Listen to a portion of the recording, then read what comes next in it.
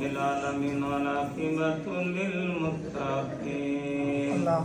والصلاة والسلام على سيدنا رسوله الكريم ربنا ظلمنا أنفسنا وإن لم تغفر لنا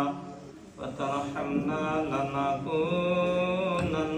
من الخاسرين ربنا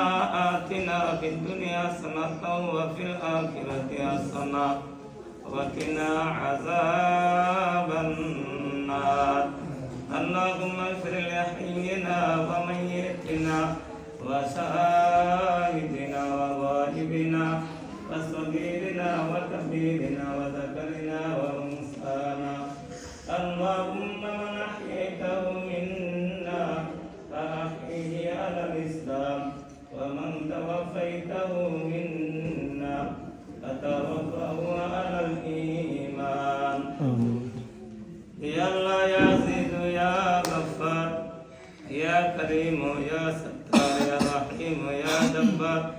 يا خالق يا بر اللهم أجرني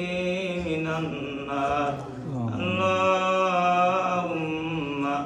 أجرنا من النار আল্লাহ পবিত্র জমাতুল আউয়াল মাসের শেষ পর্যায়ে আল্লাহ তোমার নবীর ঘরে এসে তোমার নবীর ঘরে বসে তোমার যাত্রা নামের জিকির করে তোমার হাবিবের সানে দুরূদ শরীফ মিলাদ শরীফ কিয়াম শরীফ করে কোরআনে কারীম থেকে সূরা কারাত তেলাওয়াত করে আল্লাহ মাদ্রাসা তারবিয়া আলেম ছাত্রদেরকে নিয়া দাড়ি পাকা মুরব্বি